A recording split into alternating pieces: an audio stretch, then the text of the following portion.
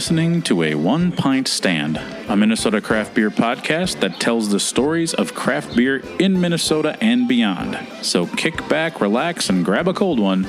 The show starts now. Hello, my name is Dan Bobian, and I write, produce, and host a One Pint Stand. I'm ecstatic that you're listening. This podcast has been a passion project of mine since 2016. This episode is another venture into the world of spirits. No, I'm not talking about anything that Charles Dickens wrote about in A Christmas Carol. I'm talking about gin. This spirit is commonly associated with the gin and tonic, hence the name, and it's quite popular. However, I'd be lying if I thought that I felt like I had an understanding of this spirit or any baseline knowledge to share with you. So, I brought in the expert. That's right. Elle Rhodes, my esteemed spirit Sherpa, is going to be guiding me through a bunch of gins that we tasted at Luna and the Bear in Minneapolis. Now, Luna and the Bear is a sensational playground for your palate, as they offer more than 37 different types of gin. They also do a special thing where they have gins paired with jams, called Gin and Jams. And it's a wonderful kind of a sensory delight that you can have, and there's a bunch of different permutations of flavors, and we'll get into all of that on the show. Their general manager, Alberto, and Chris, their mixologist, welcomed us in and gave us the 5-star treatment. So whether you're new to gin or you drink more of it than Camilla Parker Bowles, you are in for a treat. So let's head out to Luna and the Bear and talk about gin. Cheers.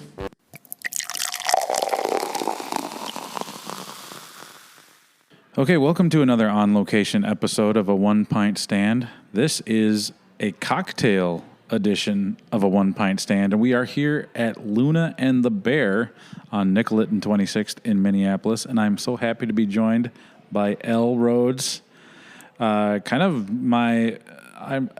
what do I like? The sage of all things spirit. Is that a good nickname for you? A spirit sage.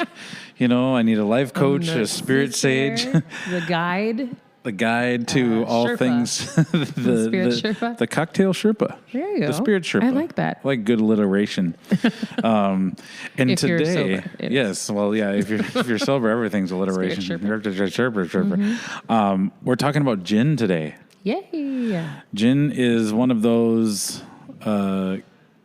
things that I think I associate with summer, but also one of those things that I don't think I really understand. And so I think thank goodness you're here to enlighten me yes, and our listeners about this clear spirit. Yeah. So Sometimes clear. Okay, and that's one of the questions I'll ask, because I know excited. That as we go deeper down the gin rabbit hole, but one of the things about this place is I didn't know much about it, and you suggested it. Did you know that it was such a mecca for gin? I didn't. When you asked me where should we hold this thing, I was like, well, we need a place that has a lot of different gins, and that's hard to find. And honestly, when I did some research, I think this is the only place that really touted to have an extensive gin menu. Yeah. And it is rather extensive. He said he has, 37 or 40 bottles? 37 bottles of gin. Yeah, which different gins. I think the only other person who might have that is the... R.I.P. the Queen of England. I know that she enjoyed a gin and tonic. R.I.P. the Queen of England. When she's walking her corgis. Right. So that's a personal stash, so I'm sure she wasn't sharing. Exactly. And when I arrived, the general manager, Alberto, set us up in this really swanky kind of very loungy, like a sidebar. Comfortable. Yeah. Looks like, a great place to host a holiday party. I'm sure that you can talk to the folks at the Luna and the Bear. Sometime an intimate gathering. Or, Yeah. Or just have your knitting club, if that's where, they've got a nice... Oh, yeah. Like, you could get a bunch with the of nice people. leather sofas and Asian rug, Turkish rug, I think this is. Yeah, it's all very beautiful, very classy. I feel I like the wall color. I should have not been wearing just my regular Wednesday soft pants. I should have, maybe starched my jeans or something. We're both wearing soft pants. Hey, It's the winter. It's soft pants season. Soft pants season. Soft pants season is all season. That's all what year I long. say.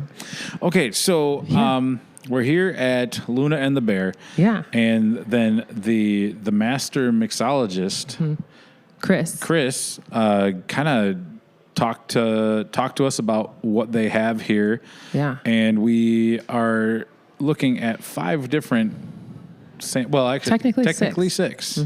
6 different samples of gin, and so we're going to work our way through. Which is funny because we said 3.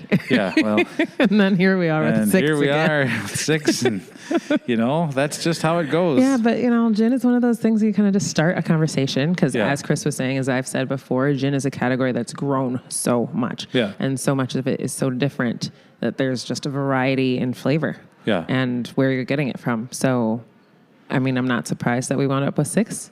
I'm frankly kind of surprised we didn't wind up with more. I'm overjoyed that we have 6. Yeah. And I think, so I want to kind of start off with, what was your first encounter with gin? Ooh. And was it positive or negative?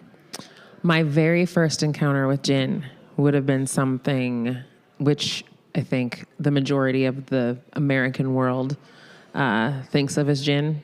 Very piney. Yeah. I was young, for sure, in age and in drinking. And it was like swallowing a pine tree, and I did not enjoy it. So that was a negative experience.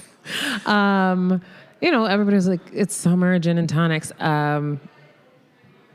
I dated and then married somebody who loved a gin and tonic. And he actually put a little spin on it, and he called it, what was it? Like a B-funk. It was gin and tonic with a splash of grenadine. Ooh. I guess. Interesting. If you're into that. Yeah. But he was a Bombay guy. So okay. He would have it. I was like, yeah, it's there. I don't like it. It's tangy. I specifically though, it didn't help me at all because I don't like quinine. So tonic was probably not the best way for me to be introduced to something so extremely herbaceous anyway. And probably would have benefited from a gin and soda as opposed to a gin and tonic. Personally, I don't enjoy quinine, but yeah, I did not like it. And that's what I thought, as most of the populace does, that's what gin is. It's very piney. It's Christmas tree and chewing on pine needles kind of experience. Yeah. I think my first experience was similar. It was a gin and tonic, probably Tanqueray. Mm-hmm. I think I like the bottle. It's very eye-catching. Mm-hmm. The it's green with the white label and the little red thing on there. I think it reminds me of Christmas. It does. Red, green, and white, which is ironic because most people drink them in the summertime. But I was kind of a weirdo. I'll drink a gin and tonic. Well, yes. If you've read my LinkedIn profile,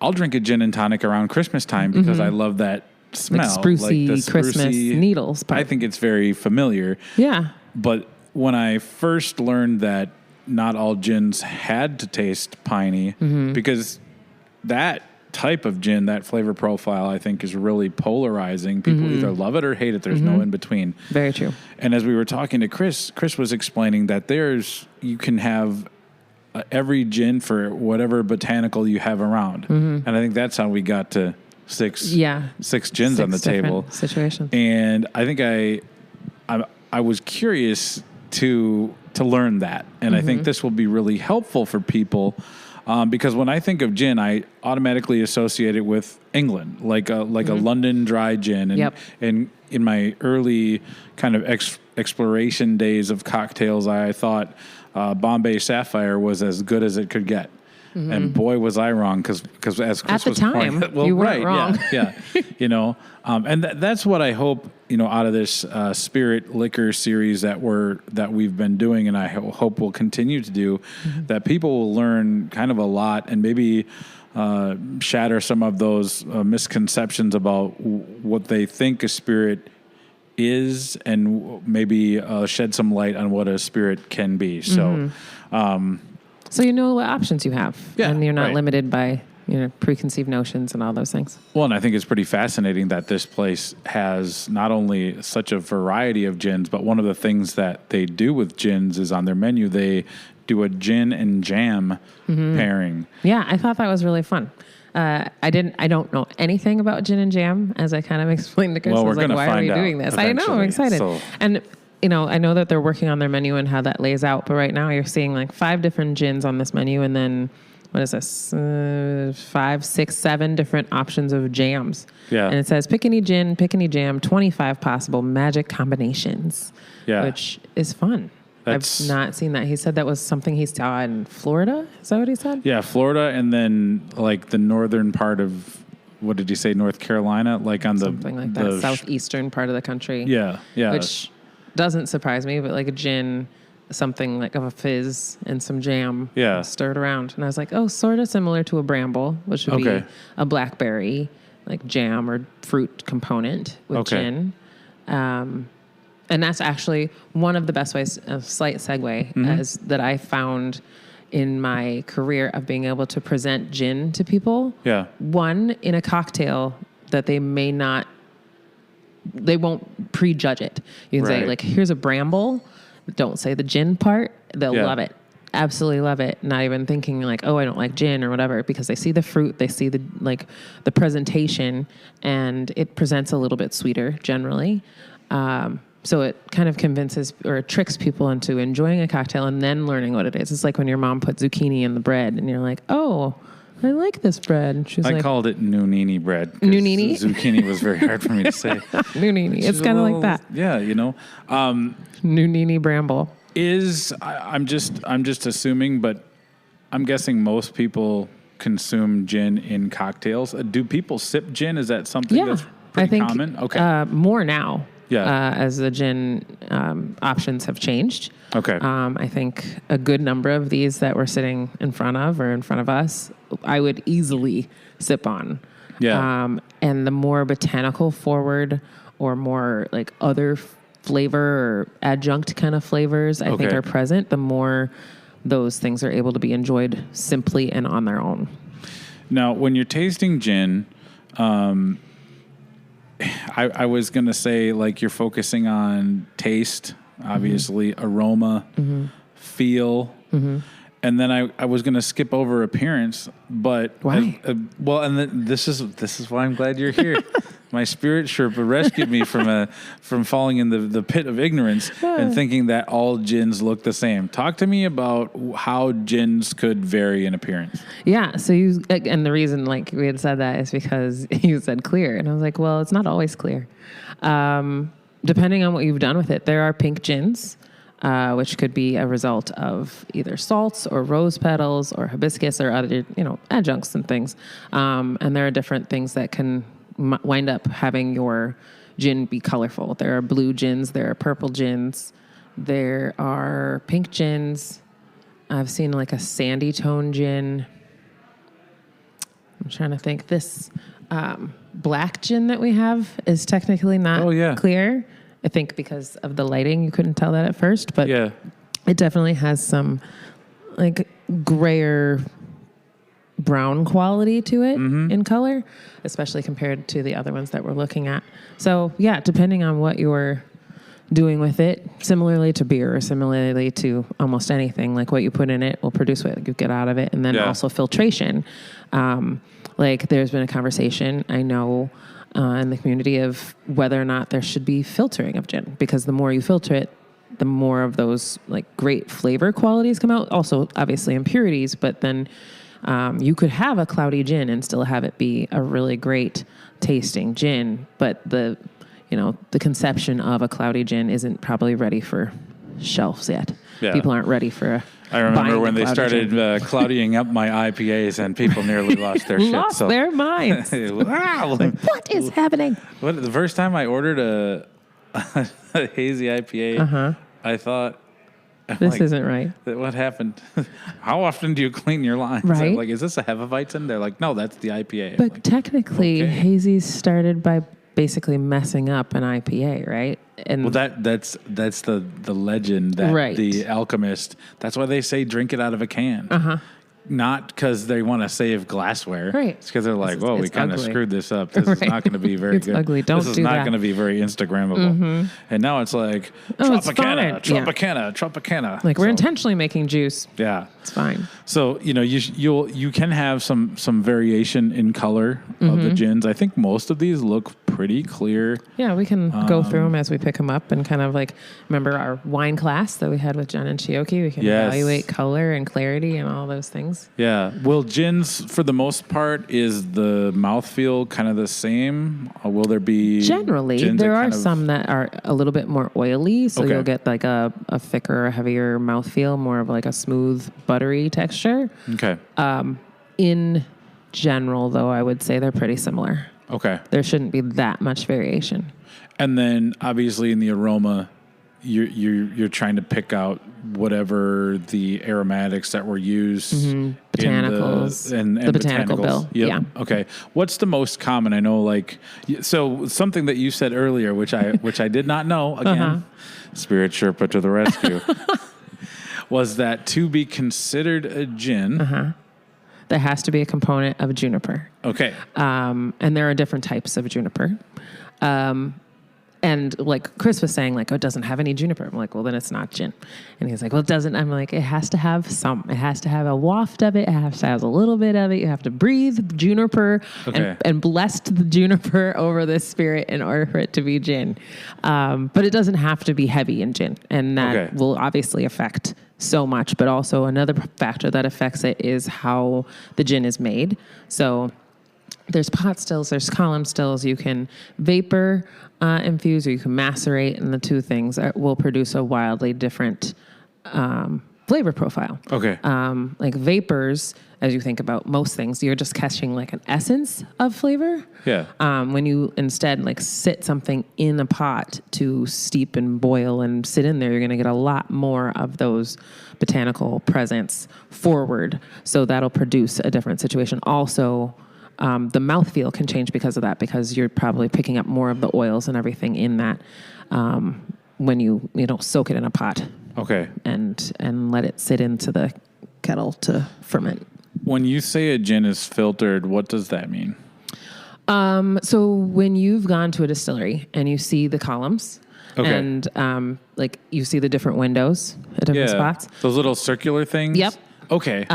That's like a different level of filtration. So, depending on how many filters you put in will determine how many times that the vapor or the liquid or whatever it is that you're doing through there will be filtered. Okay. Oh, that makes sense. So you're not literally pouring it through like a very fine mesh filter. Not it's generally. Like going up, kind of? Yeah. Okay. All right. Interesting. Yeah. Yeah. See? We're dropping some major knowledge here. Yeah. Okay, so what about taste? When I guess earlier in the episode that we recorded at Moscow on the Hill, when we were tasting the vodkas. Thank you, Moscow on the Hill. Yes, thank you, Moscow on the Hill. I was really nervous because I was worried that, I would be brought back to the plastic jug of Kharkov days when I'd be like, take a sip and all of a sudden it's like a belt sander on my tongue and it'd be really harsh. Now we like did a little tasting of these gins at the bar. None of them were at all aggressive or burny. They didn't taste like rubbing alcohol. Didn't taste like rubbing alcohol. And so that was kind of a pleasant surprise. A very pleasant surprise. And that's why I'm like, well, okay, I'm glad we said 3, but they gave us 6, so that's fine. What should should gin burn? Or is it like Is it like bourbon where there's like different proofs and there is that. Okay. But also, it's kind of the similar thing to like, what's your preference, right? Like there are the rye whiskey drinkers who want the aggressive high rye. They want a bite, they want a little burn, they want a higher proof kind of thing. But there are also people who love like a bourbon and want just smooth and tasting the barrel, and it's not going to burn as much. Yeah. Same thing with tequila drinkers or vodka drinkers or anybody. Like me being a gin drinker, I do enjoy gin now. My first gin that I actually fell in love with was Rhodes Prominence Gin. Because I was like, wait, this is gin and I don't hate it. This is amazing. Which at the time was Fitzgerald. But, very botanical forward, not heavy on the pine needles. It didn't taste like chewing a tree. I was like, wait, this has changed my entire focus of what gin is capable of. Yeah. And, that's how I presented it to everybody else as well. And they're like, oh, I didn't think I liked gin, or I hate gin. I'm not going to try it. And then I'd let them smell it. And they'd be like, okay, I'll taste it. And it wasn't even a second thought. Like once I'd make sure that you smell it, I knew you were going to taste it because the botanical forwardness of that was just begging to be drank. Yeah. But there are still people that prefer a Navy Strength or a London Dry. They prefer that pininess. Mm-hmm. So in that same vein of like, should it burn or should it be super piney or should this? It's just based on your preference. Yeah. Yeah. So obviously like we're here at the Luna and the Bear and they have a fantastic selection of gins behind the bar. Are there, when you go into a liquor store, is that something that you are likely to find is kind of a nicer variety of different things, or is it going to be kind of what I would, maybe mainstream is not the right term? I mean, that's a good term. Macro distillery sort of situation. Yeah. Depending on where you go, like everything else, like are you going to find a good selection of craft beer? Are you going to find a good selection of spirit or whatever? Like France 44, South Lindale, Certix, Elevated, all of those places are going to have a good selection. Okay. Because not only because craft spirits has increased, but also just the category, kind of like agave has, grown so much. Gin has also grown so much. So depending on where you go, you should be able to find, good selection of almost everything that we have here at Luna and the Bear too. Yeah. Like I know that I can walk into France 44 and spend a good amount of time in that gin section. Okay. Same with South Lindale and all those places that I mentioned and a couple others. Generally at those places, they'll have people who will be able to speak to what it is that you're looking for. When you say like, I'm looking for a gin, but I don't like pine needles, or I want something that's very citrus forward. I want something that's going to present something unique that I haven't had before, like the gunpowders, like he was saying, or like I was telling you about those ones that are made with like different salts from around the world sort of situation. So those will present different flavors, and kind of like we have here, this different flight of gins. Like each one of these is very unique and different. So to be able to go into a place and have that selection would be really helpful. What should one be expecting to spend? Like, let's say, so one of the ones that we've got is it St. George? Mm-hmm. St. George Terroir. And so that one, you were pretty excited about that. Yeah. I'm actually excited about everything we got. Yeah. Pretty much. So like if somebody is looking to kind of move beyond the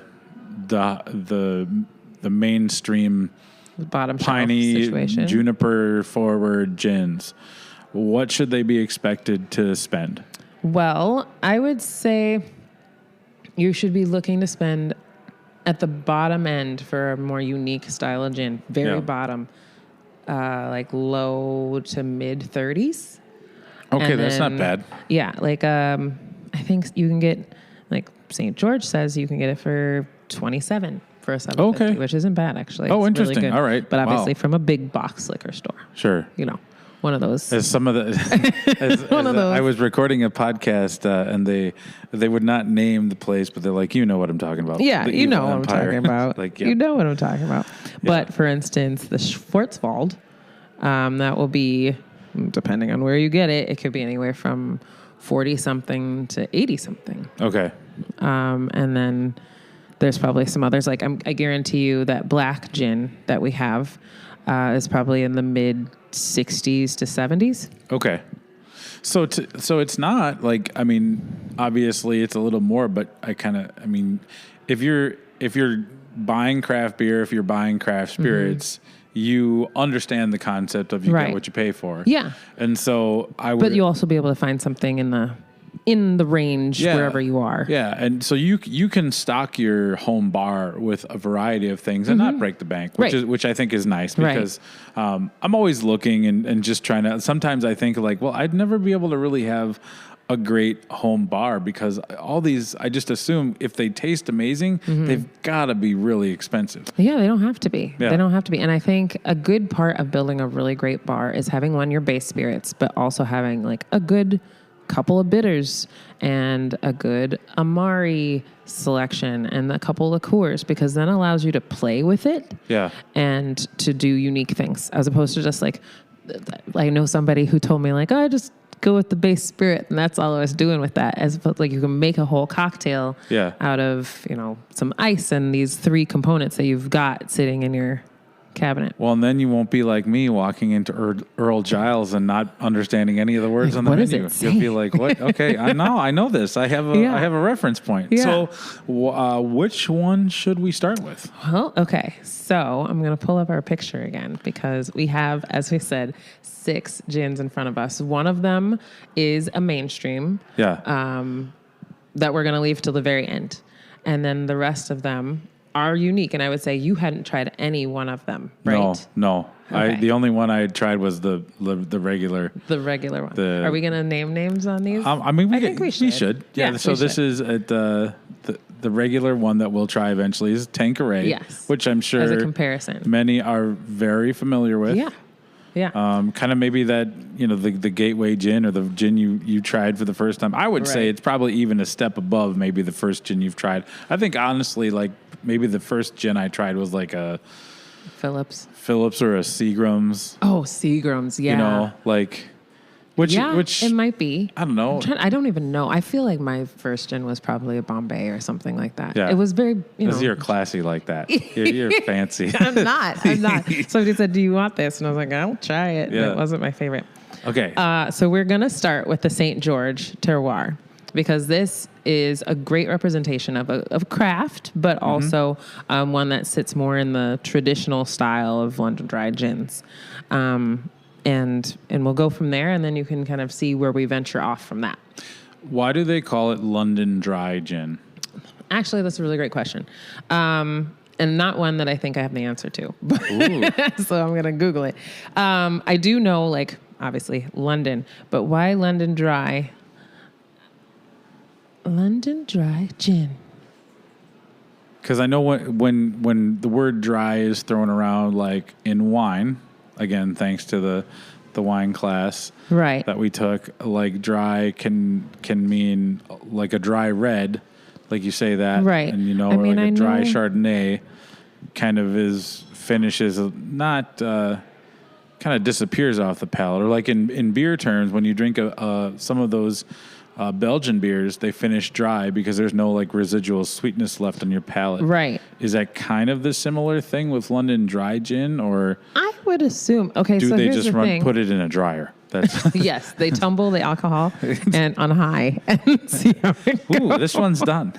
my bottle shrunk. What happened? I mean, I know the origin, but honestly, I think it's interesting that the internet doesn't seem to know either. Okay. The London part obviously speaks to the traditional style of made in Britain thing. The dry, you would assume, means exactly what you said. Yeah. But there is no definitive name or answer as to why it is called London dry gin outside of differentiating it against a Navy strength or some other variety. What does Navy strength mean?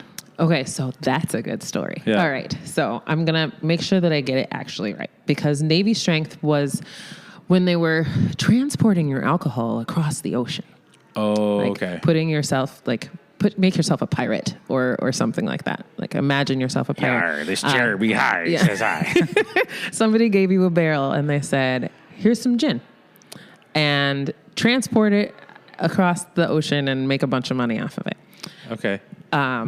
One, it was a kind of a test of its proof, because at a certain proof, it wouldn't explode and burn away. I think I'm getting that wrong.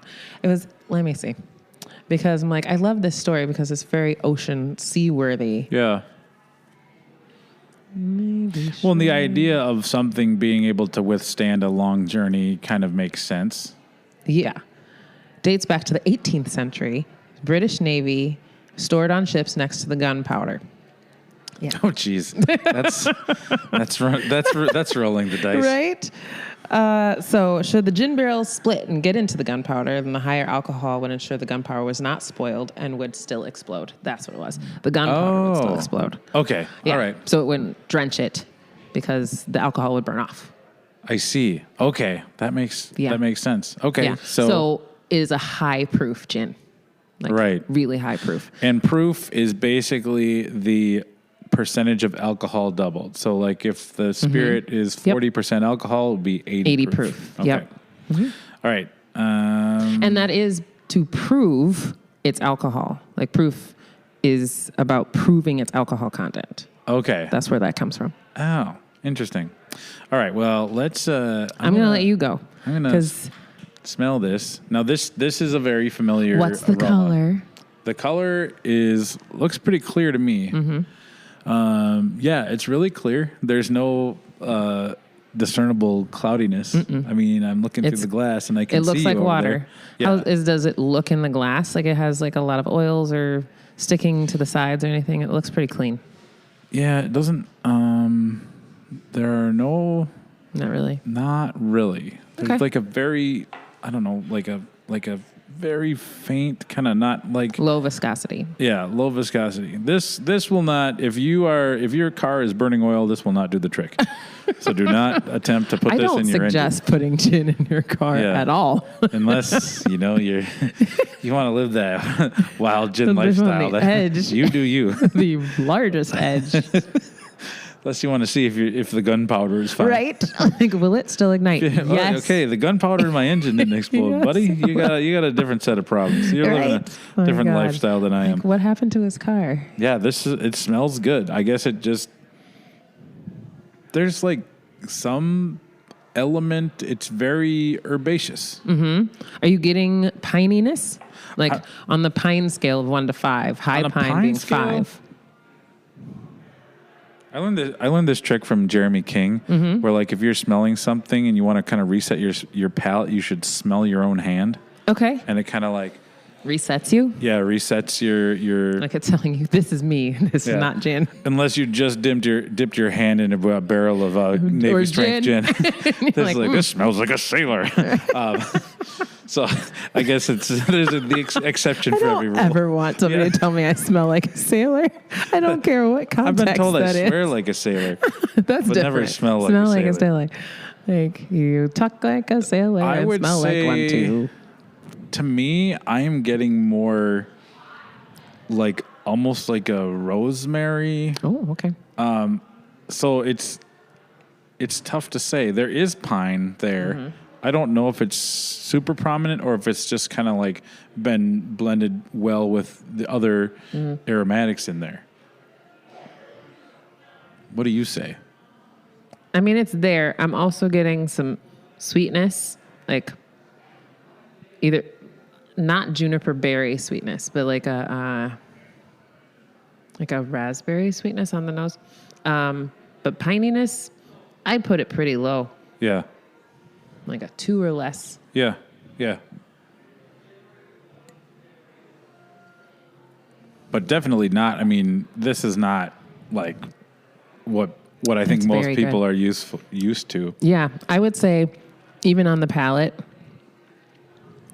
there is herbaceousness and some vegetal, but I wouldn't say it's forest. Yeah, it is. It's nice, and I like how there's no burn at all with this gin. Yeah. I mean, as you kind of let it sit, there's like a little bit of a tingliness on kind of like the sides of my tongue, but it is. Did you roll it around in there? I did. I know to do that now after our first. Very nice. Our first foray into the spirits. This is good. This is good. Breathe I like this. Sip. Oh, should we remind people how to taste spirits? Yes. Why don't you tell me what you remember? First, open the bottle. Yes. Then pour said liquid into the glass. So you want to kind of like take a little sip and kind of coat your tongue, kind of like swish it around in your mouth.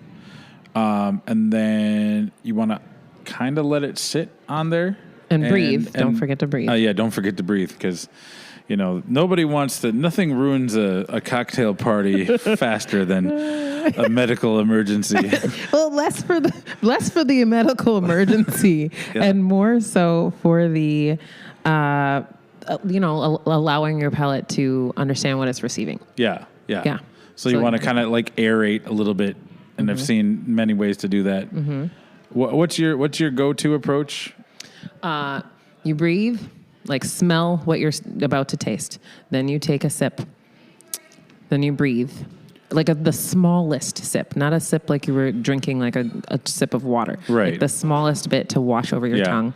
Breathe and then sip again. And then that second sip is really where you're going to get more of the information. Yep. Yeah. And then sometimes I like to do it with beer, and I'm sure it works with spirits or wine, is like that like retronasal. When you breathe out, you'll get other kind of aromas happening too. Mm-hmm. This is just a really nice, easy drinking gin, and I like that. I still can't get past that like herbal note that is there with something sweetness, and I can't really put my finger on it, but it's a really berry. nice balance. Yeah, like a berry, but it's not tart. No. It's almost juicy. Really, really good. Mm-hmm. I would feel bad putting this in a cocktail. Really? I think it might get lost if you. It is light. It is a delicate taste. I think maybe would you just use like club soda? Would you even put lime in there? Because I think the citrus might kind of overwhelm some of that delicate fruit flavor. So I always said with a great botanical gin, like anything that you grow from the garden will go perfectly with that thing because it's really pulling that the ground and the garden and the vegetables and the fruit. Yeah. I think if you really like the forwardness of the spirit, you could easily like do cucumber with that. You could do rosemary. You could do dill. Yeah. You could go simple with like a very clean citrus, like an orange or a lemon. Yeah. I personally wouldn't throw lime on that unless I had to because of something else I was building with it. Like by itself, I wouldn't put lime with it. Sure. But I would still make a nice, delicate cocktail with that. Yeah, I wouldn't use that to make a bramble because I'm just going to cover it up with juice. Yeah. But something nice and clean. Like that would make a really good martini. Yeah. Yep. With like a little bit of like salinity from the olive. I like your little like. Yes, I like talk with my hands. No, but like the dash. That's salt a teacher thing. Yes, right. Yeah. Well, that's a fun start. Yeah, and this is a 45% ABV. Okay, so that's a 90 proofer. It is. Good math. Where do you teach math? No. God, no, you wouldn't want me teaching math. I know you don't. Talk about widening the achievement gap. That would be that'd be putting the gin next to the gunpowder, if you know what I mean. Oh my God, it would explode still. It would still explode. But That's not good. the test scores would explode in the wrong direction. Funny. Where are we going next? We're going to go. I'm going to take this away. We have a little bit left, so we can revisit after we've had the others. We're going to go to the McQueen Violet and Fog. Ah, yes. And that was not just today's weather forecast. No, we didn't have fog today. We had sun. No, it was sunny. I'm still no thrilled. snow. I'm okay with it. Yeah. Are you okay with it? I'm fine because I don't like to shovel. Yeah. So I don't like to shovel. Ooh, this has some definite like fruity notes, like orange, like almost like, what is this? Like navel orange. Oh, I'm gonna, because I have the actual components, botanicals. I'm gonna see if you can pull out some of them. You said orange. Here we go. Let me say orange. So far, no. Actually, no. There is a little orange. I haven't smelled it yet. Let me smell. Yeah, that's really all I'm getting so far. Ooh, I will tell you, this one would be really hard for you to pull the botanicals out of. Yeah. Because this is the long division of gins. The botanicals are very, there's a lot happening in here, but it's really hard to differentiate them. Yeah. It smells almost like it's already a cocktail. Oh, but on the palate, I think you'd be able to pull out maybe one large one. And then other than that, I don't think you're going to get them. almost like I hate to do this. Okay, so color-wise, clear. Which I know that they used to make this in a colored variety. Like it was purplish, I think. okay. But this one is clear. Now I'm getting like cantaloupe. Oh, okay. I could get that on the back. Yeah. It is not an ingredient. Like it's not an additive, but I can understand that Yeah. comes off a little bit that way. Yeah. I don't know. Okay, I'm going to tell you. Rose petal, Oh, okay. coriander. Ever since my physician said rose petals were very high in cholesterol, I haven't been eating as many as I used to. So that's a little bit of a flavor Super blind high, spot for super me. high. Also, your grandma probably like That's right. too much. Oh yeah. Now that you mentioned that, Yes, that's why I was like, you might get this one. Yeah. Okay. Yeah, that's the one I was expecting. If you got one of the botanicals, that would have been the one. It says rose petal, coriander, rosemary, alongside lemongrass, pomelo, which is where you get that Okay. So there's where oranginess, that citrus is coming and the from. jasmine flower. Okay. And lemongrass. Now that you say that, that makes perfect sense too. Yeah. It's good though. Yeah. It does taste like it's already a mixed situation. So with that, I would probably leave it pretty clean. That's a sipper. Lemon. Would you put it on ice or no? Yeah. Okay. Yeah. I Okay. would do probably up in a coupe glass, ice, that maybe Are those some, those like fancy rounded? this is a ones? coupe glass. Oh I know yeah. You can't see this Yeah. on the radio, but Yeah. yeah, kind of like a rounded bowl with Yeah. on the stem. Yep. Yeah. Yeah. So a raised, elevated thing, which you don't have to have a coupe involve ice. It could be like a Okay. martini glass and coupe, very similar. Just Okay. as opposed to the angularness of a martini Sure. glass, you're getting more of the rounded Sure. of the coupe. That one's good. I kind of like, I when you were talking about the St. George one earlier, I was assuming that would be my favorite, but I actually like this one a little bit better because it has more of that kind of like. I think this might pair really well with Thai food Ooh, yeah. because it has like jasmine. the jasmine, the Lemongrass. the kind of orange, like the orange pomelo. Yeah, the coriander. I mean, it's like It is a whole Asian dish right there. Yeah, It's yeah. Asian dessert. now all we need is some coconut milk Ooh, and Dan, some satay skewers. what if you made a cocktail that involved coconut milk? Or if you made mean, you could, like a yeah. pina colada, like with gin though, with coconut milk and that gin. I think that'd be pretty gosh And maybe a darn simple syrup? delicious. And a mint sprig with lemon. I think what would we call that? The Navy gin elixir? I don't know, something like the gunpowder call it the gunpowder coolant. Yeah, that Ooh, would I that don't would be know. really That would good. be good. I think that we should try that. Okay. Yeah, one We'll of these have days a we need to get Podcast where we make things. we need to we need to come we need to do podcasts in the kitchen. Ooh, and yeah. Go crazy. Yeah. And then I'll make curry. And we can see if they pair together. Yeah, I love this. I Yeah. love this idea. Okay, that's very a good. good idea We'll have for to come up with a name by then. a future show. The Spirit Sherpa in the Goofball. kitchen. Yeah. There you go. Spirit Sherpa in the kitchen. I like it. There you I go. like it. So the alcohol percentage of this one was 40%. So less than the St. George. Oh, okay. Yeah, because it seems like it is more delicate. Did you think? Because I thought I've had more alcohol, not burn necessarily, but present still on my, Okay. like burning off my tongue, which Well, yeah. made me think it was higher in ABV. I mean, you are the Spirit Sherpa. You are the professional. I mean, we're both professionals in drinking, so I don't know. I think maybe is it's that? not the alcohol. Maybe it's just the presence of that pomelo and something else. Because like high citrus could also be misconstrued as a burn. Yep. Maybe. Yeah, that's good. I like that flavor. Yeah. It's again like this is why people need to get out.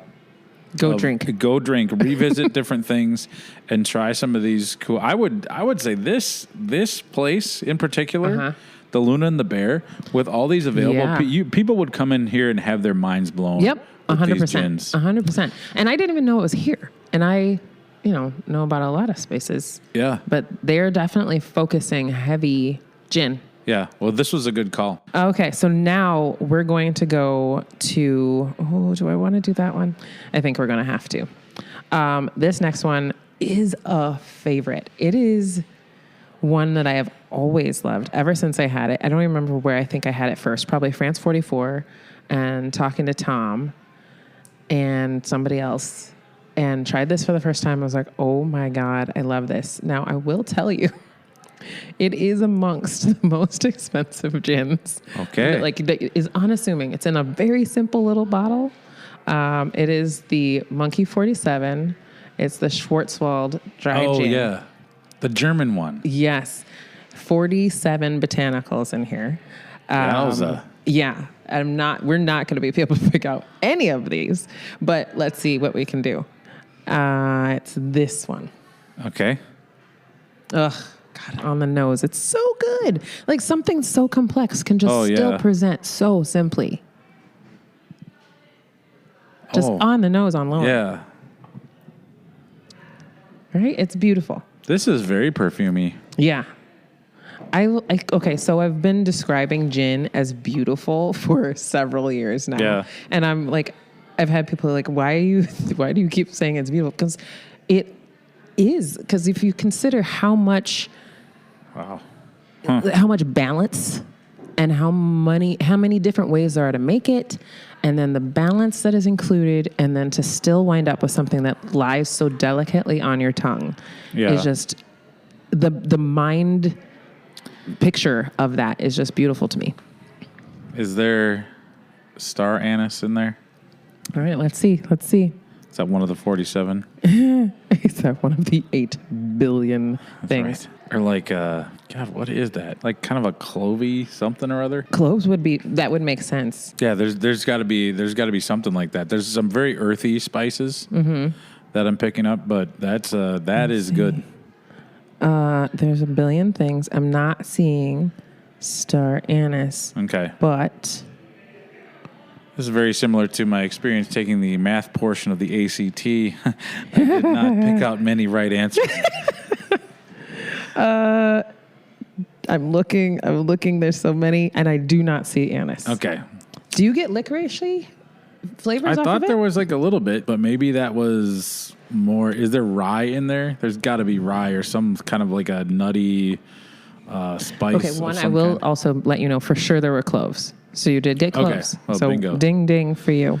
1 out of 47. We got 46 more to go. We're not going to end the podcast till I name them all. I don't see rye. Okay. Huh.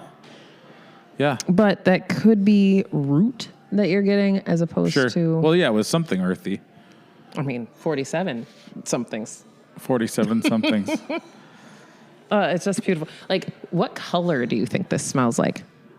Which is a weird question, but in my brain. To me, I mean, it kind of smells like, I don't know if you've ever, like I had something when I was in Boston one time, and it was like a brown kind of a dessert bread. It was similar to like a ginger snap, but nice. like a really kind of like a dense, like almost like a pound cake. And to me, that's what, like Nice. when I smell this, You're getting that. I kind of like think about breadiness? that. Yeah. Okay. But there's also layered on with like this, there's a perfumey aspect to it There's definitely that I would not be able to name. Somebody was talking, I think it was at the wine class, like a white, was it like white? Pea flour. Pea flour. Isn't it Yeah. like, we were like, yeah, white pea flour, something we're all just using in our I'm recipes. Like, yeah, well, that's what elevates my peanut butter and jelly Pea sandwiches. flour, I make that. Put some bread pea with flour pea in there, flour. really wow the folks. All right, you want this, Bill? Yeah. Angelica root, acai flowers. No, acacia flowers, sorry. Bramble leaves, lingonberries. You never see lingonberries. Yeah. Spruce shoots. Pepper, calamus, almond, angelica, bitter orange, blackberry, cardamom, cassia, chamomile, cinnamon, lemon verbena, cloves, coriander, cranberries, cubeb, dog rose, elderflower, ginger, grains of paradise, hawthorn berries, hibiscus, honeysuckle, jasmine, lime leaf, lavender, lemon balm, lemongrass, licorice. It doesn't say black, but it does say licorice. So it's kind of close. Monarda didmia, nutmeg, orris, pimento, pomelo, rosehip sage, sloe. Wow. So a lot of those like baking spices, though. yeah. I heard cardamom. And a lot I heard of flowers. Yeah, yeah. That's interesting. Yeah, that. Huh. Yeah. Yeah. That's a very complex one. That you said it. What was the name of that one again? Monkey 47 Schwarzwald. Monkey 47 Schwarzwald. It says that some of the ingredients were steeped in French-made molasses alcohol before distillation. Oh, interesting. Mm-hmm. Okay. And then they use maceration, which is that steeping of the bag as opposed to steam. Okay. Huh. And then, Man, they use good. both, vapor too. Wow, that's a very complex. That's a serious. That's why it's expensive. Yeah, because there's so much. There's in so there. many botanicals, which on its own very expensive. Yeah. But the process is also expensive. Yeah, there's a lot of hands that goes into it. Yep. Yeah. That's as we keep going, I keep finding more things to like about each one. Kind of like a new leader in the clubhouse after each one. Hey, thank you so much for listening. Hopefully you're enjoying a 1 pint stand. My aim is to help spread the word about craft beer. Enjoying craft beer is a passion of mine, and I love chatting about it with other people. A 1 pint stand has a goal of helping breweries tell their stories. I love to get out in and beyond Minnesota to visit breweries, beer bars, and meet other interesting beer people. If you are also into those things, you probably want to keep tabs on the show. So go ahead and follow a 1 pint stand on Instagram, Facebook, and Twitter. We would also appreciate any and all positive reviews on Spotify and iTunes to help make it easier for other craft beer listeners to find us. If you like reading about craft beer, I started my own blog, and all of my writing can be found at aonepintstand.com. After 8 years of writing as editor-in-chief at Beer Pluma, it was time for me to start my own blog. So make sure you check out the blog for some interesting craft beer content of the written variety. I truly appreciate you listening and taking time to enjoy our stories. Now, back to the show. What's next? I'm trying to pull up the better picture of this label. You might have it. Escape something. Escape. Oh, I think I took individual pictures of them. And let me pull it up here. Oh, I got it. Escape Grace, Black Gin. Escape Grace Black Gin. Okay. Yes, so this is the one that we said was not necessarily clear. Okay. Very light viscosity. Now, why do they call it a black gin? Is just because they use like different, darker, like aromatics, or is it part of like the filtration process? I've never had this one, so this one's new to me. This is so different. I smell like, this smells like almost like honey to me, like orange blossom honey. Okay. It's got a lot happening. This was the one he said had sweet potato. Oh, okay. Interesting. So you're getting a little bit more of that sugar. Wow, that is good. It changes color from its nature's black to shades of red and purple when mixed with tonic. Okay. And there's like no heat on this one. No. The kind of presence and feel of alcohol is very low. I got to read this couple last sentence for you. Sure. So Escape Grace Black Gin is only possible because nature itself led the way through an infinite maze of botanicals and technique, a maze with only one exit. Aronia berry. I see your face. Aronia berry, saffron, Good to know. pineapple, and sweet potato blended in set amounts at precise temperatures in a defined sequence to create something made of nothing and nothing made of something. That is that of flavor. That is the taste of black. Escape Grace Black remarkably changes color from nature's black to red and purple. I would like to tell you right now that is probably not the taste of black. As a black woman, I'm going to tell you right now. Oh boy. It is likely not. But I am happy that they have figured this out. That's a bold statement. And that is that flavor. Well, that's the nose they got a distinct. First of all, a real wordsmith there over at the. Also, this is from New Zealand. Escape Grace. Shout out to New Zealand. Yeah, but those Kiwis, they know how to toss a word salad. Yowza!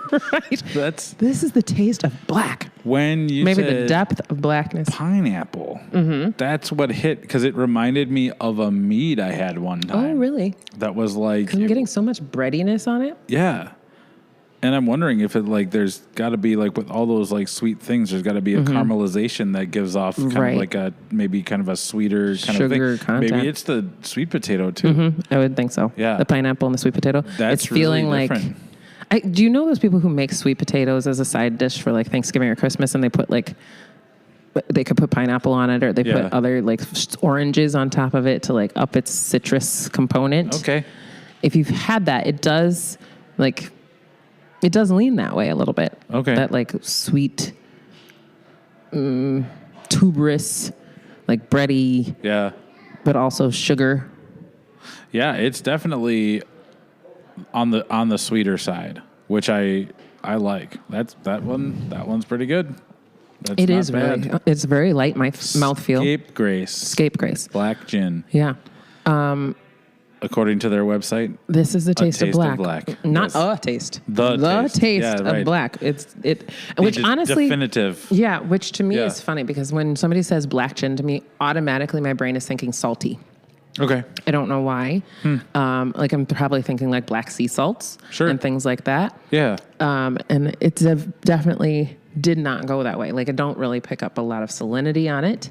No. It's really pushing more Yeah. toward the floral and the sweet. Yeah. I'm going to have to like buy a bunch of these berries, right? Aronia berry. I've never seen that anywhere. I've heard of that. Have you? That's like, I think it's similar to like a gooseberry. Oh, okay. That makes sense. Because I think they have them in Minnesota. Oh, all right. So maybe we should make our own gin. Yeah. We'll get some saffron. Put that on the list. Yeah. And figure that out. Yeah, that was a very interesting Where do one. you rate that one in your list of? I would put that pretty high, simply because it was so easy drinking. Okay. And I liked the sweetness. I liked kind of like when I said orange blossom honey. I liked that it was sweet but not too sweet. It was also kind of like a perfumey. I just like the bouquet on it. Yeah. You know, it's interesting because when we were gathering these 6, I would have said that they differed more when we tasted them or smelled them. Yeah.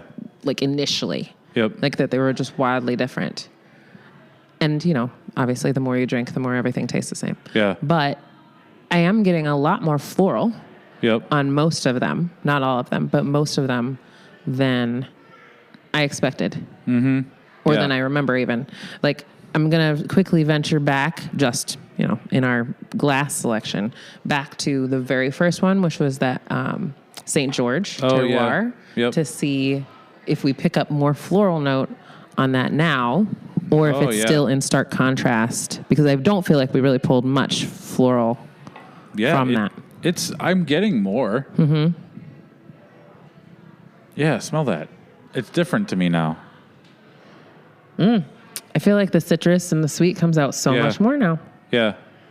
It changed it. Some of those other gins, I think, kind of like revved up those receptors, and now it's easier to kind of pick them out. Nice. Which is fun. Yeah, I love that. Okay. So we've tasted 4 now, right? Yep. That was 4. So now we're coming up to this last one, which when we smelled this at the bar, I was immediately in love. What was your thought when we smelled it? Strawberry shortcake. Yeah? Was that a good thing? It was a definite Surprising. Connection to a sensory memory. Okay. Like my sister had strawberry shortcake dolls. Okay. Yeah, I had those. And so like that smell, sometimes I would commandeer her Barbie Corvette for my G.I. Joe guys and Star Wars guys, and she hated it. Because G.I. Joe and Star Wars guys don't have cars? Needed vehicles. Well, I just didn't have them. So, you know, sometimes you got to work with what you have. Yeah, that makes sense. But yes, the strawberry shortcake aroma, that strawberry connected instantly, which is crazy. Yeah. Because I'm not a huge strawberry fan flavor-wise, but I love the smell. Yeah.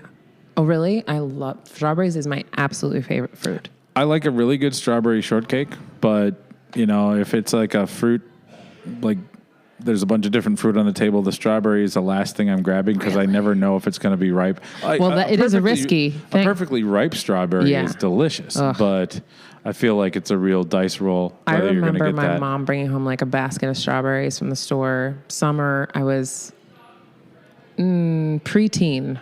Okay. But if she brought them home and then washed them, she better hope she didn't have plans for those. Because I would literally just house all this. Like, I would stand over the sink and just eat all of the strawberries. Oh, that's all funny. of them at once. Be like, that was amazing. Because strawberries were so sweet and juicy and like the perfect fruit. Yeah. Also, I do not like...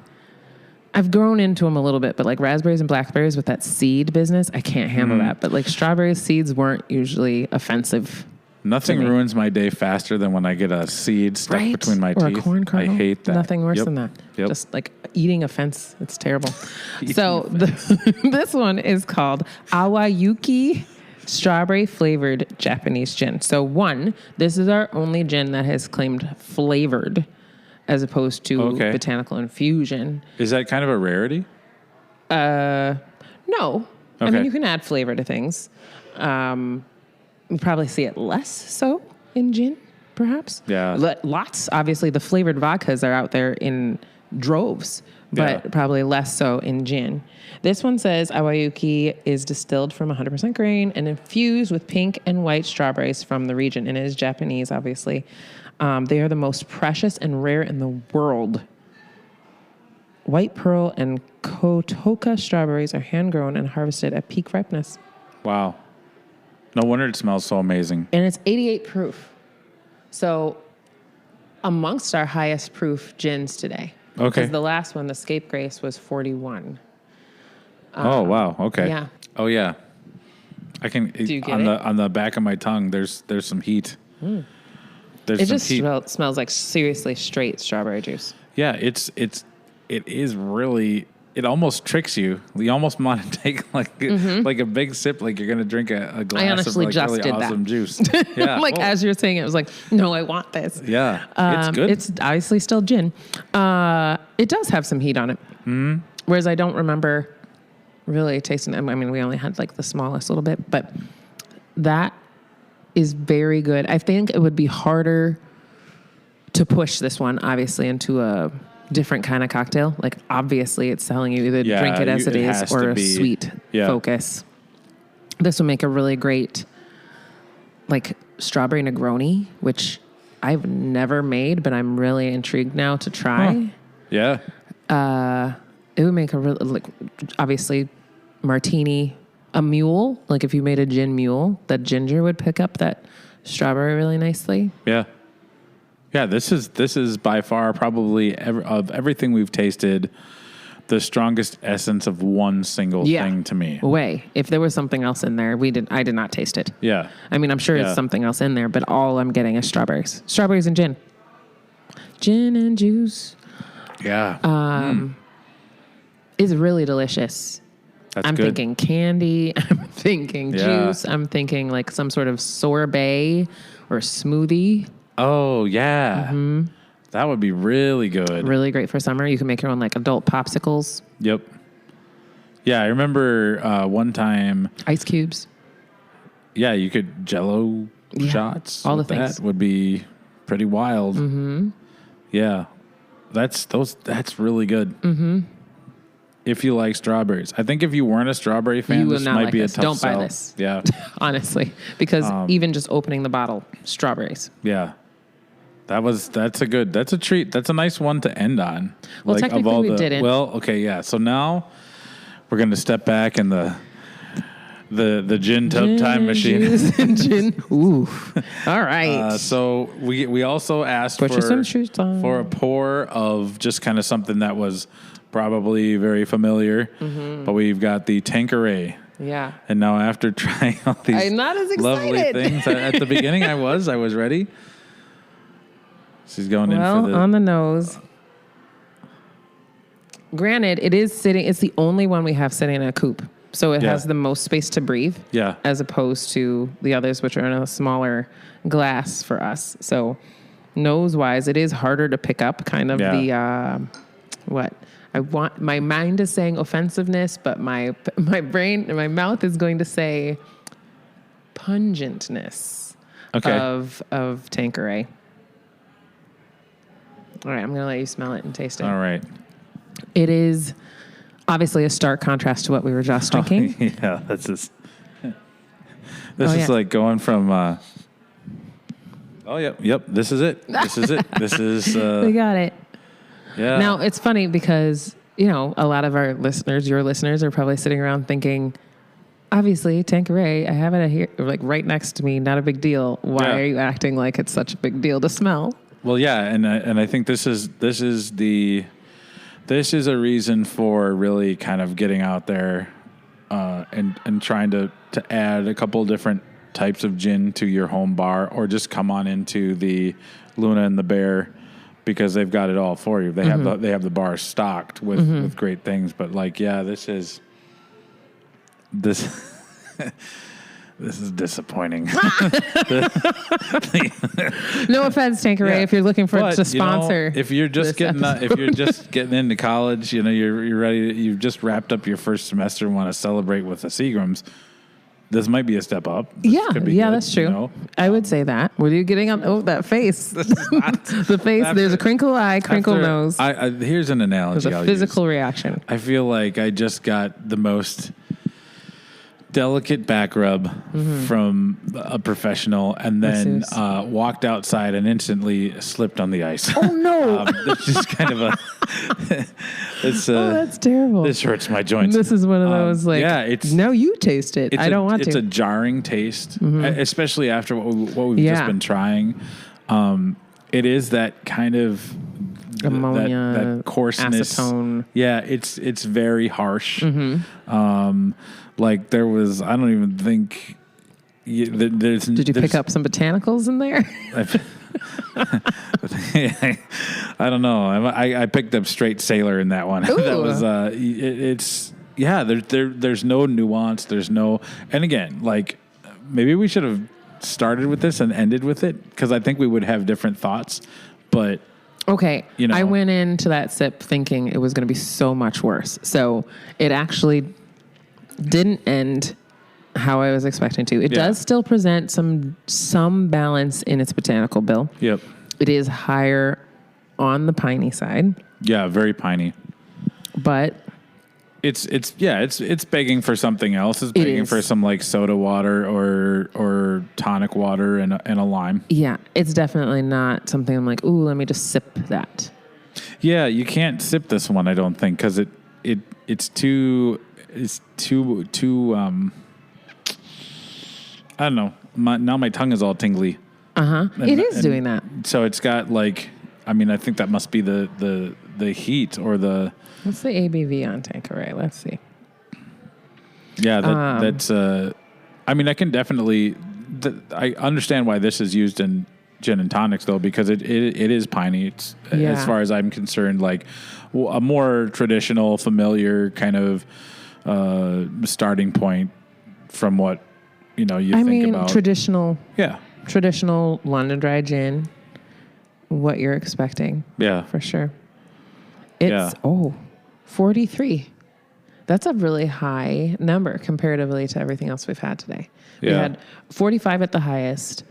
44 was under that. This is sitting in the middle for AVs. Yeah, and with no other flavors to kind of balance it out or kind of cut it, for lack of a better term. I think comes across as, that's why it comes across as like stronger. But yeah, there was a time when, this is you should get out and try different things, expand your horizons, and then it's kind of like, but it's the old ignorance is bliss thing.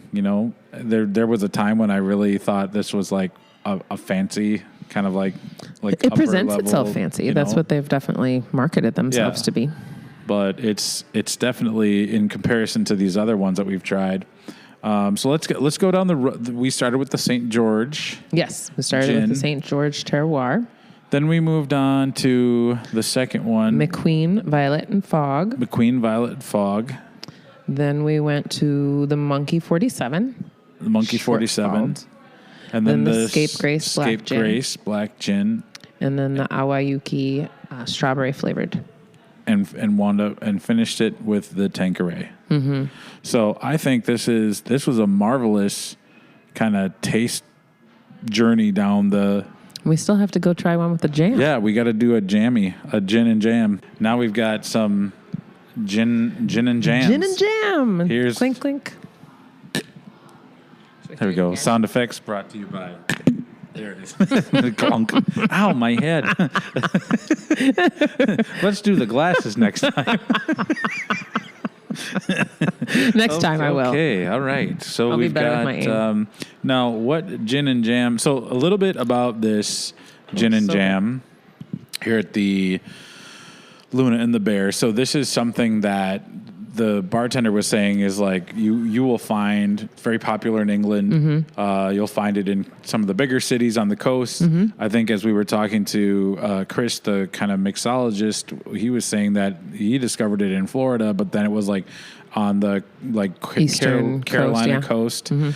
Southeast. I'd never heard of this. Nope, neither. But looking at I would never have thought to put jam in my gin or really anything else. Like, I suppose it's kind of like putting a liqueur in. I get that. It's just like the viscosity I wouldn't have necessarily thought of. Oh, yeah. And so literally they take a spoonful. I mean, they put some of the things in there. It's a small spoon. Yeah, it's a small. We're not talking like, a normal tablespoon. Yeah. But some of the jellies, they have pineapple, jalapeno, amber ale. They have mixed berries. They have piquillo pepper, fig and orange, and yuzu. And then they also had apple butter and peach right now. Apple butter and peach. So all separate flavors. Yeah, just a variety of things. And then they have like the 5 gin. So I got the Cotswolds Old Tom gin from the UK with the fig and orange. It's good. It is very good. It winds up being very figgy color.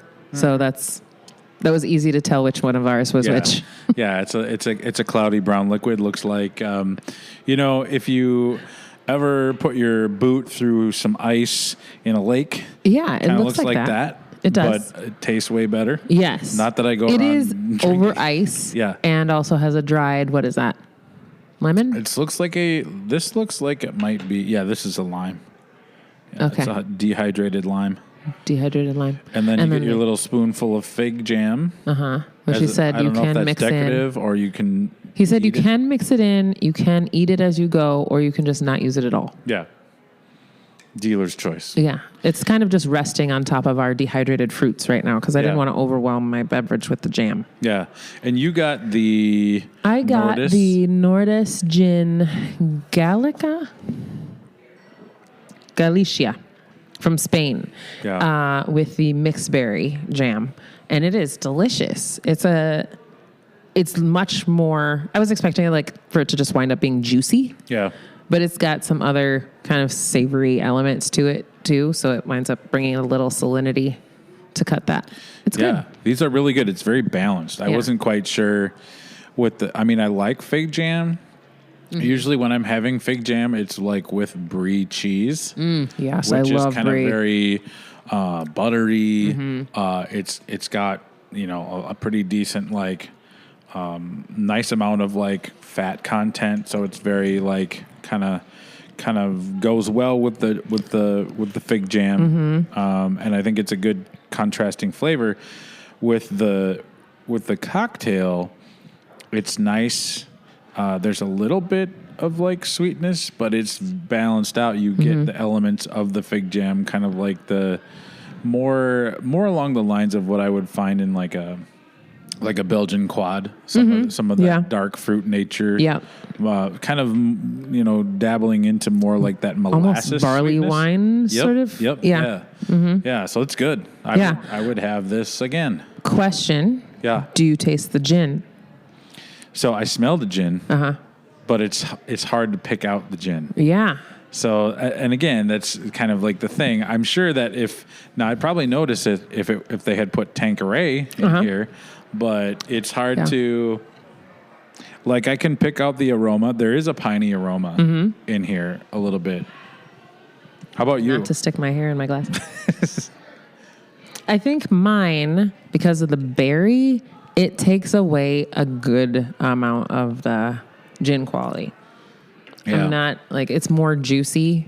See if you can smell any, I don't really, it kind of disappears for me. It's a delicious cocktail, but for gin, and like especially even the qualities that we were talking about, it's blending very well because it doesn't present, overly gin heavy or even overly juice heavy. I just don't think it's helping the gin to stand out. Right. I agree. I think I smelled more of the berry, but that's also because it's a spoonful of berries right there on the top. There.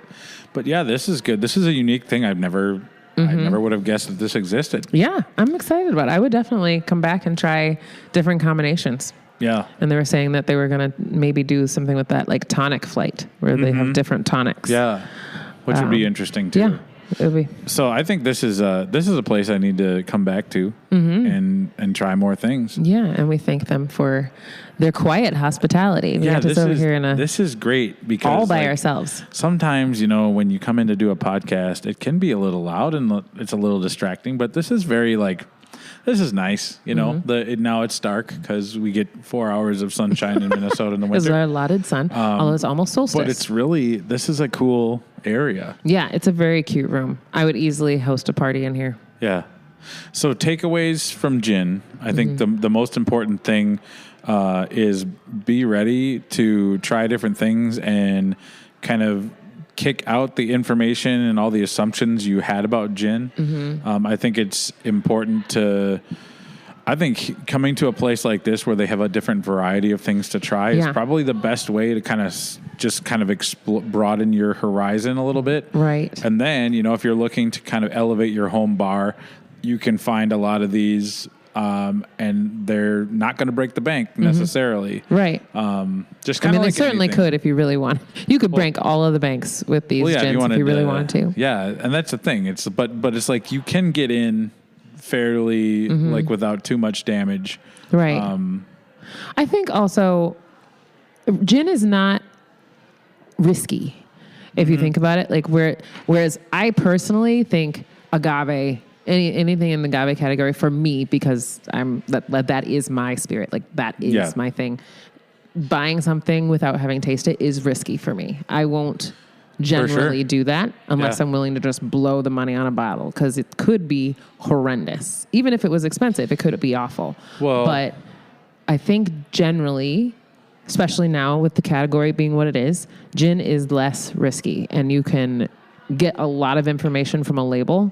Like when they're telling you a little bit about the botanical bill or how it was made, macerated versus column and vapor infused, I think you can get a lot of information from that to be able to walk away with something that you will enjoy for sure. Yeah, so this has been fun. I feel like if I'm comparing this to the vodka tasting, while I was really scared and not super excited about the vodka because I had so many bad vodka memories. I came away from that feeling like I definitely had gained an appreciation and understanding of what vodka could be. And I feel like that this experience has been that just exponentially greater. Nice. I feel like all of these different gins that we tried were tremendously diverse in aroma, flavor, texture, even appearance. And so I think this was really has me excited to kind of maybe add in a few of these in my home bar and try to dabble with, some cocktails and some different things that I haven't really been motivated to add vodka to my home bar, but I will be okay, I can have vodka now. Right. It's not going to freak me out. So I think it's also helpful to, if you're willing to try something new in a restaurant or a bar, to have the go-to cocktail that allows you to taste what it is. Not something that's overly fruity or juicy or, heavily soda to cover up the flavor.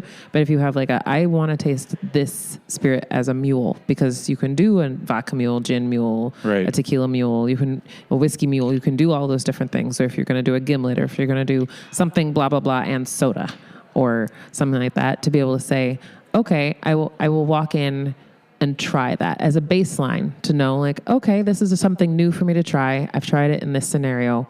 I can walk away and want to buy that or recommend it to somebody else, or just nope, wasn't for me, and move on from it. Yeah. Yeah. This was really fun. Yeah. And I'm so excited now to try more gins. Yeah. So what was your favorite today? My favorite was for sure The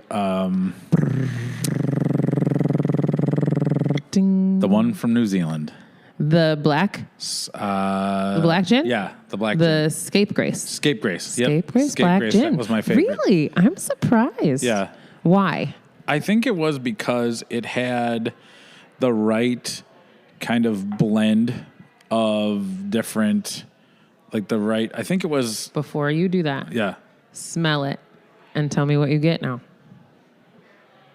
I still get that orange blossom honey. Okay. Because now having smelled that, I get a fig, which plays into your fig and orange situation over there.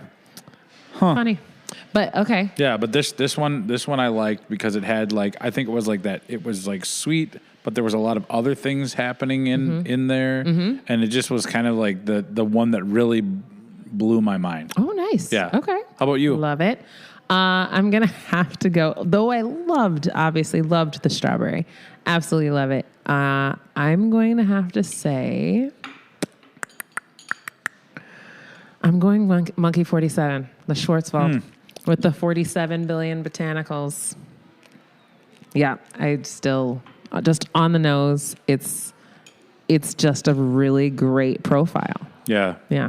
You want to smell it again? Yeah, that was definitely... I like. I don't want to ever have to list them off to anybody ever. Yeah. But I also am the type of person who generally likes a weird, complex mouth, bill or palate. Yeah. Yeah. And it had so much going on in there. Subtly. Yeah. Again, the baking spices for me were what I liked about that one. All the different things. Yeah. Well, I just took the spoonful of fig jam. Or the fig. Did you like it? Yes. Do you like figs? I love figs, and I like the little seeds because they're not they're not the offensive seed. They can't get stick in your... Yeah, they're very crunchy and have that little texture element. But yeah, that was good. 1 Pint Stand, sponsored by Not Offensive Seeds. That's right, folks. Non-offensive If you seeds. own an unoffensive seed company, slide into my DMs. Yeah. So and if you... yeah, we'll stop there before we get kicked off the air. But this has been really nice to be in this space and be able to do this. Yeah, and if somebody swears they hate gin, surprise, roll up with one of these and prepare to see the look of shock and wonderment on their face. Yeah. This was great. So I also a huge thank you to Luna and the Bear for setting us up in this room. This was great. And the staff is great. The knowledge that they shared with us was just, top notch. So I really had fun. This was another great spirit-centric episode with the Spirit Sherpa, Elle Rhodes. Thank you so much for joining me. Thank you. This has been another episode of a 1 Pint Stand. Cheers. Cheers. Well, this brings us to the close of another spirit-focused episode of a 1 Pint Stand. I want to thank Elle Rhodes for bringing her encyclopedic knowledge of gin to the show. Chatting with her and listening to her teach me about a world of spirits that I'm still quite unfamiliar with is an absolute delight. She is witty, she is smart, and I am absolutely grateful that she enjoys sitting down to chat with me. To the fine folks at Luna and the Bear, thank you. Your hospitality was over the top. You provided us with an excellent space to record, and your hospitality was absolutely peerless. So go there, try a gin and jam, try one of the over 37 different gins that they have, and you will be in for a treat. I don't think I can really articulate how pleased I was with the selections that Chris curated for us. Elle and I thoroughly enjoyed our time, and I think that comes across in the podcast. So with that, this has been another cocktail-infused episode of a 1 Pint Stand, a Minnesota craft beer podcast where the pants stay on, but the caps come off. Cheers. That is that of flavor. That is the taste of black. Scapegrace black remarkably changes color from nature's black to red and purple. I would like to tell you right now that is probably not the taste of black. As a black woman, I'm going to tell you right now. Oh boy. It is likely not. But I am happy that they have figured this out.